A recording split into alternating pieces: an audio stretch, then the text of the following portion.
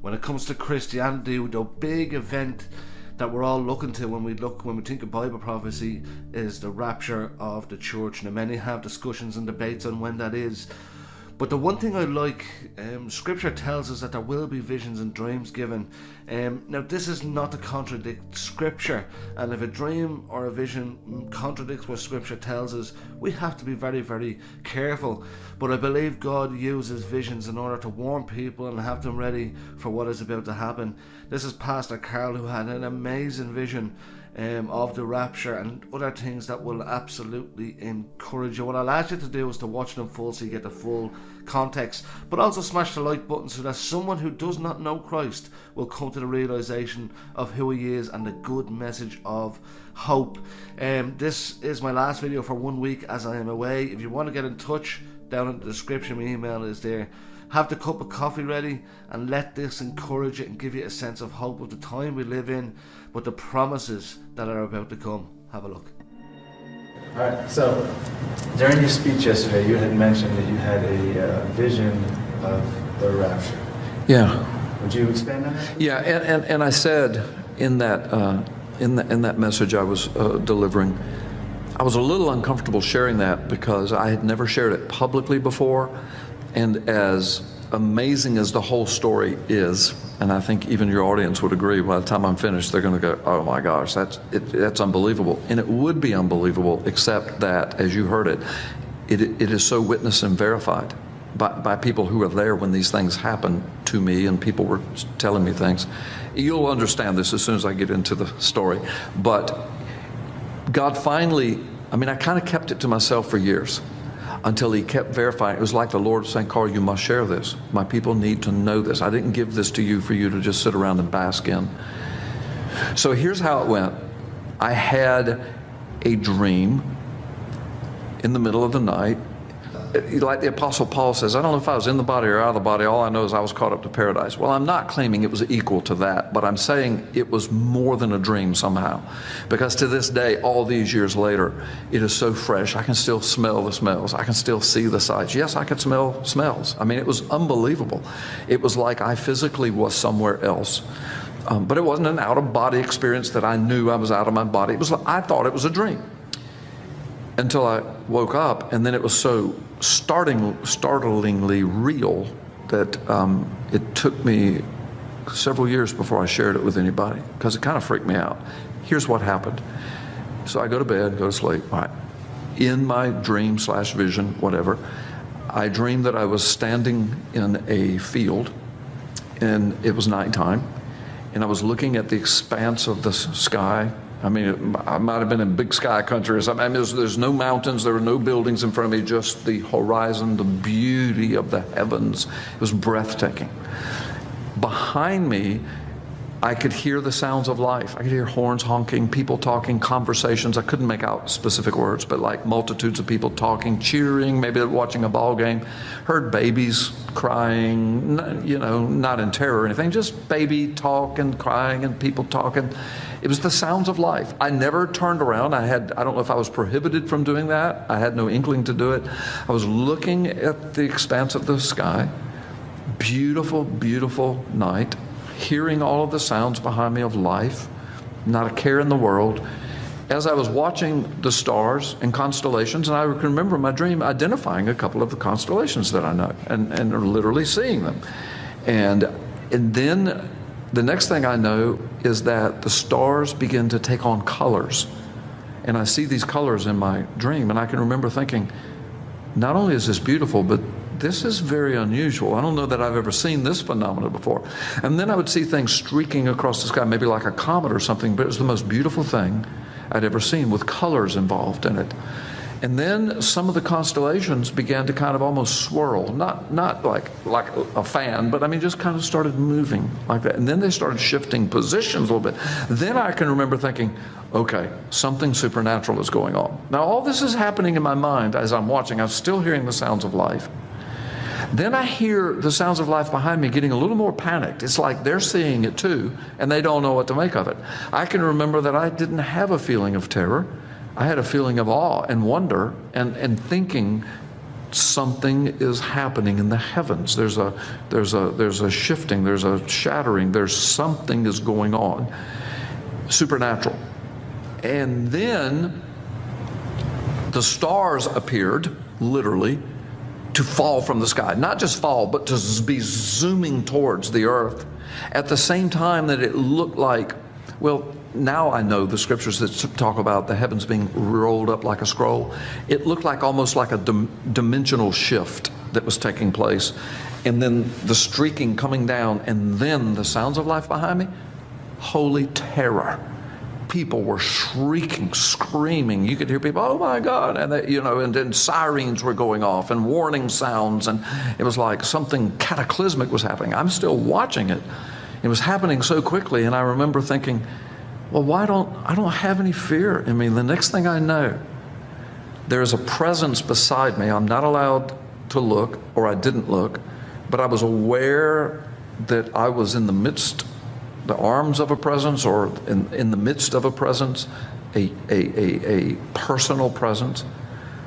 And the next thing I know, I'm just being lifted up. And I'm not talking about some kind of cheesy movie of the rapture or anything. It's just, it was real. It was smooth. It was peaceful. I look over to my left, and now the whole time I hadn't looked left or right, but now I look to my left, my wife is right there. And she's such a woman of God. And she knew the Lord long before I did. And she's looking at me, she's smiling. And we just had this knowing look. We didn't even communicate, but we knew what was happening. And we get whisked up, and the next thing I know, it's like watching a Star Wars movie and warp speed. Everything just went, just into a streak and then to a flash of light, and boom, it was like we bursted through another dimension, if you will, a barrier of some sort. No fear ever. And I'm still aware of this presence, that we were under the control of a benevolent presence. And the next thing I saw was we busted through, I'm just going to call it a dimensional shift. We busted through another dimension. And before me was the most beautiful, it had to be what the earth looked like when it was first formed by the hand of God. The colors were so vibrant. The smells, the air smelled like potpourri. I can still smell it sometimes. I saw what looked like villages, beautiful, beautiful little homes, and flowers everywhere. You could hear children off in the distance just laughing, having a blast. People, the peace was overwhelming. The sun was just magnificent. And I can remember asking the presence, is this heaven? Is this paradise? And then I heard the voice, and it just said, this is where you will live forever. Welcome home. And I looked at my wife, she smiled, and I woke up. And like I shared with the congregation, I was furious. I did not want to wake up. I thought that's got to be what dying is like for a believer. Once you're there, you don't want to go back. I mean, even if there are loved ones behind, somehow it's all going to be taken care of. You don't want to go back, not after smelling and tasting and seeing this. The Apostle Paul said that. He said, look, I'm telling you, your mind can't conceive. Your ear has never heard, your eyes have never seen. And he was caught up to paradise. He's the one that said, I don't know if I was in the body or out of the body, but I went somewhere. And I saw things and I heard things that I'm not even permitted to tell at all. So I had something similar to that happen to me. I'm not comparing myself to the Apostle Paul. My experience was not near as complete or as detailed as his or John's or Daniel's, but that happened to me. Now, it was so real and so profound. It was unlike anything. I thought to myself, before I share this with anybody, if I ever do, I'm going to give it some days and some weeks to see if it kind of goes away. You know how you can have a vivid dream and you think, well, I'll never forget that. And then 3 months later, you don't remember anything. It's gone. Okay. So I just thought, let me just see if that happens. Well, the weeks went by and all I could do was think about it. Not all I could do, but often I would think about this and just kind of like go into ecstasy, just close my eyes. Oh, please let me go back, please. So I caught myself going to sleep at night, saying, Lord, could you take me back there? Just take me back there. But it never happened. I never had anything like that before then. I've never had anything like that since then. So here's what I shared with the congregation. Because now your viewers are listening and say, well, that's pretty cool, but you could just have bad pizza that night, or you could be lying. You could be making this up. So I know that. This is why I didn't share it. But here's what happened. Some years later, I don't know, 3, 4, 5 years later, my wife and I are very close. We have been since we were married. And we try every afternoon if we're together. I travel a lot. If we're together, just sit down, have a cup of coffee, just talk for an hour, just talk. So we were doing that one day, years after my dream. Several times I started to tell her this dream, but I just hesitated. I just thought, I know my wife would believe me, but it's so amazing. How do you describe that? How do you describe that beyond a dream? How do you say it was a dream, but it wasn't? It was more than that. How do you describe that? I didn't know how to put it in words, so I didn't. Well, anyway, years later, sitting down, having coffee, my wife is there, and I said, I got to tell you something that happened to me. And I said, please don't think I'm crazy. And she kind of laughed. Well, I already think that. We've known each other since we were 10. So I mean, we're great buddies. We're having a good time. And I said, so I told her just what I related to you. She's just spellbound looking at me. She didn't say a word. And I'm thinking, she thinks I'm nuts. But when I finished, these were her words. She said, you need to ask your grandson about his rapture dream. She says, I said, what do you mean? What are you talking about? She says, he's coming this afternoon. And he had it years ago when he was just a little boy. Like maybe 3 or 4 years old. And now he's much older. She says, but he's coming this afternoon to the house. She says, I'm not going to say a word to him. And she said, when he walks in the door, sit him down and just say to him, his name's Parker. Parker, tell me about your rapture dream. And she said, I want you to just be quiet and listen to him. I said, okay. I didn't have it. I said, why are you being so mysterious about this? She said, you're going to love it. You need to ask him. So I'm thinking, well, he's had something similar. I didn't know. So he comes. I ask him, come in and ask him. Before we go, I think we're going to go play a little golf that day or something. I said, before we go, I said, sit down for a minute, I want to talk to you. And so I asked him, I said, he calls his grandmother Giggy. That's how he was trying to say grandmother when he was 1 year old, I think, and it just stuck. So I said, Giggy said to ask you about your rapture dream. Well, he kind of snapped his head around and looked at her like, is it okay if I tell him? And he looked back, he said, sure. And he said, I've never told it to anybody but Giggy. And I said, okay, well, she told you to tell me because I've got something to tell you. And he said, okay. First words out of his mouth. Well, Papa, he said, I was standing in a field and I was looking up into the sky. Basically, he describes everything that happened to me. I mean, seriously, he said, he didn't call it the sounds of life. He said, I heard people behind me. He said, it sounded like a big city, but he said, I didn't turn around. I never saw it. I just heard it. And he said, but I'm looking at the sky. And he said, then the stars started moving. And I thought, how freaky is that? And he said, they started changing colors. And then he describes the whole thing, except he has more detail. He gets it right up to the point where everything's kind of, the dimensions are shifting. The sky, there's like streaks are coming down, like the stars are falling from the heavens. And then he says, but I realized, Papa, that these weren't stars. These were angelic beings. And he says, and we were swept up. And he said, I was swept up. And he said, it was like I was in some kind of like a chariot or something. And he said, and there was an angel that had his arms around the whole thing. He said, I saw him. He said, I talked to him. And he says, and then we were whisked. And he says, and you and Gigi were there. And I think he called it a couple of others, his mom, dad, people he knew. And he said, I saw their faces and we're just going. But he said, but it wasn't a long trip. It was instant. And the next thing you know, he says, we're in, and I forgot what he called it, paradise, I'm going to use the word, in this beautiful place, whatever a small kid would say. And he kind of describes it like me. And then he said, and then I woke up. And I said, and then my wife's over there now, she's got tears, and she said, I told you. She says, y'all had the very same dream. She said, that's impossible unless God's speaking. Well, this story gets more fantastic, as you know, because you heard it. So I'm listening to all this. I'm celebrating that. I said, have you told your mom and dad? They said, no. I said, do you mind if I tell them? He said, no, I don't mind at this point. So I told them. They were blown away by the whole thing. Okay, so that's cool. Now it's a family thing. And, of course, we all believe each other. Now, my grandson, when he was just little, I don't know, 3 or 4, he didn't know anything about chariots and angels and rapture. But yet that's the dream he had. And he's describing it now that he's older. He's saying that's what happened. He didn't know anything about mine, so how could he have made up the stars and the colors and the people behind them? And, it's exactly the same as mine. So, but now it's in the family, and we're kind of glorying in it, celebrating in it, enjoying the peace of it, and we're all thinking, what does this mean? And we all kind of came to the same conclusion that God's revealing stuff, because you can get on the internet, read about Jesus visions, that Jews are having Jesus visions, Muslims are having rapture dreams. Some people are seeing hell, some people are seeing heaven. They die, they come back. It's all over the place. And it's just like exploding forward. And people may say, well, maybe people have, in every generation have had this. Yeah, but not every generation has had a thing called the internet and YouTube and Facebook. And so now it's everywhere. People are talking about it. So I told my family, I said, I don't know. I said, I'm a preacher of the word. We're a minister's family. We all have ministries.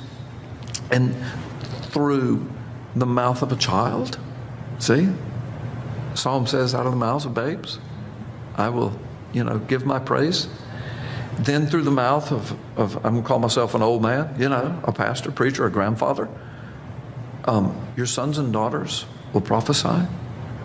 Your young men will dream dreams. Your old men will have visions. Doesn't the Word of God say that? Old Testament and New Testament.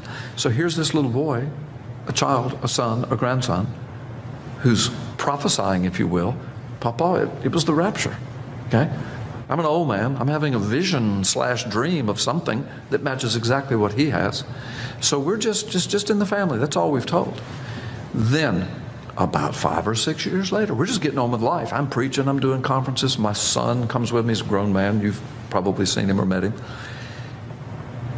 We are at a prophecy conference in Minneapolis, Minnesota. It's in the spring. It has snowed that spring. Snows all over the ground. The people in Minnesota are mad about it. I'm loving it. Having a great time. Conference center packed out. It's a big church, and so it's packed out. It probably held 1,000 people, and it was packed. Foyer is huge. They had our table set up for the speakers at the foyer. So I had just finished preaching, and I'm out in the foyer, and because I had just finished, people flocked around my table. Not that I'm such a great speaker, it's just I had just finished. So I come out, I go to my table, had written a couple books, and there they are. Boom, they're just piled in. My son's standing over to my left. Just like at my book table, I don't sell books, but I'm there to talk to people, minister to people, pray with them, maybe sign them if they want their book signed. But my son he's handling all the money and the credit cards and everything and answering people's questions about the books. So that's going on at the table. Crowd of people right in the front are talking to me. Hey, can you sign this? And what's this book about? And so we're having those conversations. And I'm looking over the crowd. I'm tall like you are, not as tall as you are, but I'm tall, and so I can see right over the crowd. And I see this young woman making her way through the back of the crowd, kind of snaking her way through, kind of sweetly pushing people aside, trying to get up front. And I'm thinking, bless her heart, she wants to come up here bad, but I'm thinking somebody's going to slap her because, everybody's trying to get to me. She's just breaking ahead. And I'm thinking, there's always one in every crowd, right? And so I'm thinking that about her, bless her heart. And I see when she gets closer, she's crying. Not boo-hooing yet, but just tears, and her eyes are swelled. And I said, oh, bless her heart. She's got some heart issues here. She's wanting to talk to the preacher, Well, she got almost down to the front line. She was standing a couple rows back and looking at me, just kind of looking at me like she wanted to engage me. And then I saw her just kind of get discouraged, and she turned and walked back through. And I'm thinking, oh, gosh, I wanted so bad to say, wait a minute, but I couldn't because I'm signing books and people were talking. But I'm watching all of this.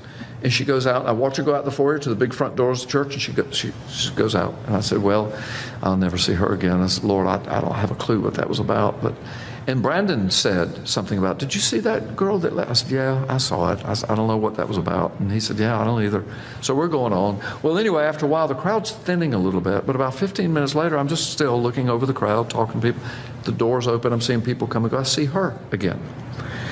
And she comes in, and she starts kind of making her way through the crowd again, but it's much less now, so it's a lot easier. And I'm thinking, all right, now this time, I'm going to talk to her, because obviously something's on her mind. She finally gets up. She comes and stands on the side of the table, and I'm signing my last book here. And she's, Pastor, can I talk to you? And she's still got swollen eyes and tears. She's wiping tears off her cheek. I said, yes, ma'am. I said, what's your name? She said, my name's Veronica. And I said, well, what's on your heart? I took her hand and said, what's on your heart? I said, something's bothering you. And Brandon's still kind of, he's putting the money in. He's stacking the books up, but he's keeping his eye on old Pops over here, She says, while you were preaching, God spoke to me. And she says, God, I've never heard the voice of God before. And she says, I didn't hear it in my ears, but I heard it in here. And she said, he told me that I had to talk to you, that you had the answer for me, that you would know the answer to my question. Well, I had no clue where she was going, and so I wanted to be humble about it. I don't know everything, but if God told you, maybe I will know. And she says, it's about a dream I had, and God told me that you could interpret it. Now, remember, this has been years since I had the dream and taught my sons. I'm not even thinking about that. I mean, it's been years, 5 or 6, 7 years. And all I'm hearing is, I need you to interpret a dream. Well, I know that that's done, and I know God can give people that gift, and I know it's in the Bible. But I've never advertised or considered myself to be an interpreter of dreams. I don't even know my own dreams, most times. Now, the rapture dream is the one dream in my life. I understand that. But I've had other things where I've had to just say, I ate something bad tonight. That's all I can think. I mean, it seems like it might be spiritual, but I just can't figure that out. So I just forget about it. Well, she says, I want you to interpret this dream. God told me you can interpret it. And I'm thinking, all right, either she didn't hear from God, or God's getting ready to give me a gift to interpret this girl's dream. So I'm ready. I said, well, just tell me and I'll tell you. I said, now, I'm not going to try to pretend like I know something. If I don't have a clue, I will tell you. And I hope it doesn't hurt your feelings. But I said, I don't jerk people's chains on that. If I don't know what it is, she says, okay. She said, I was standing in a field. When she said those words, I didn't know where she was going to go, but my son grabbed my jacket and he just kind of like, Dad, listen to this now. She says, and I was looking up in the sky, and I was looking at the stars. When she said that, I mean, I'm about to break down. And I'm looking at her, and and then she starts describing the whole scenario. I hear the people behind me, I hear children. She said, I wasn't allowed to look. And she said, then the stars started moving. Now, my son Brandon, who's the father of my grandson, who knows all of that, he just says, he grabs my arm again. He says, oh my gosh, Dad. And Veronica stops and says, do you know what this is about? And Brandon said something like, he's had the same dream. And she goes, what? And I said, yes. Finish what you're saying. And she said, well, I'm almost finished. She says, so the stars come and they fall out of the sky. And then she says, and she says, and I just screamed, and I got on the ground and covered my head in the star, and then I woke up. And she says, what was that? She says, it was so real. This happened to me months ago. And she said, I told my husband, and we came to this conference. She said, I would need an answer to this. She said, it was so real, I can't get it out of my mind. And she says, you're telling me you had the same dream? I said, exactly, except my dream went further, and I know what it is. And she goes, oh my gosh, God did speak to me. You know. I said, Veronica, I know what the answer is to this dream. And I said, now this is 1,000 people in Minneapolis. I'm from Florida. And she describes my dream and my grandson's dream. And I saw her come and go, and I asked her, I said, why'd you leave? She said, well, I got scared. And then I couldn't get to you. And my husband and my children, she said, I've got little children, they're out in the car. She said, I went out there and just bawled. And my husband said, you must go back in. You must talk to him. God told you to. So she said, I finally got up the courage and came back. And she said, I'm so glad. So she says, what's the dream? And I said, it was the rapture. And I said, apparently, I need to talk to you about your relationship with the Lord, because apparently you were getting ready to miss it. Because you were, and she starts crying. She says, I've just given my life to the Lord recently. And she says, yes, I agree. She says, and I need to come back to the Lord. She said, I've been so far from the Lord. And she says, and that's all I can think is that God's trying to tell me something bad is getting ready to happen if I don't get right with him. And she said, I feel like I need to be in ministry. She said, I don't mean preaching or teaching. She said, I just need to be investing my life somehow in the gospel ministry. And she says, and I said, well, let me tell you what happens after the stars fall. I said, those are not stars, those were angelic beings. And it was the rapture. And we do go up, and we bust through dimensions and barriers, like, And I said, and then the next thing you know, you're in paradise. And she said, oh my gosh. And I said, let me tell you, I can't even describe to you what it smells like, what it looks like, what it sounds like. And she says, I knew it was probably had something to do with the rapture. And I said, well, yes. I said, that's all I can tell you. That's all I know. But I said, my grandson has had this exact same dream. I've had it. My wife, his grandmother, witnessed him telling it to her. Years went by. He tells it to me. I tell it to his mom and dad. We all go over it together, talk about it. And now more years have gone by. You come to me from Minneapolis, Minnesota, and you're standing here telling me the same dream and that God told you I knew what it was. I said, so this is not a coincidence. This is not bad pizza. This is God speaking. And then she said, well, I'm not really from Minneapolis. She says, I come from Peru. And I said, Peru? This is what makes the story even more fantastic. I said, me and my church have been involved in Peru for 17 years at that point in huge mission work. And we've got a school for children that can't go to school, and we finance the whole thing. We go down there, we do crusades, we take clothing, and back then they really needed it. We're in a very poor area. Take clothing and medicine. We take medical missionaries. And so we're very attached to the people. I said, I've watched little 3- and 4-year-olds grow up into young men and women, and they graduate from our school. Some of them get scholarships to college, and families are saved. We get them in a church there. And I said, so I'm very attached to Peru. This is amazing, Veronica. I said, where are you from? She says, well, it's a place you probably never heard of. It's Comas, Lima, Peru. I said, that's where our school is.